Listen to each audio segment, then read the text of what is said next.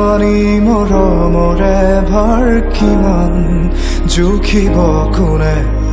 সুপ্ত নয়নৰে গুপুত অভিমান বুজাব কোনে স্মৃতি কোমল বালিচা পৰিত সময় শিশু হৈ খেলে সাধু কথা উহনি হৈ উমলে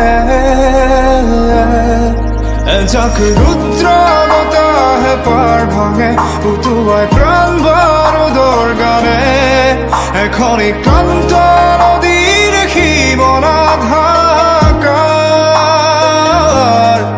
এখনি ক্লান্ত নদীৰ সীমনাত হাহাকাৰ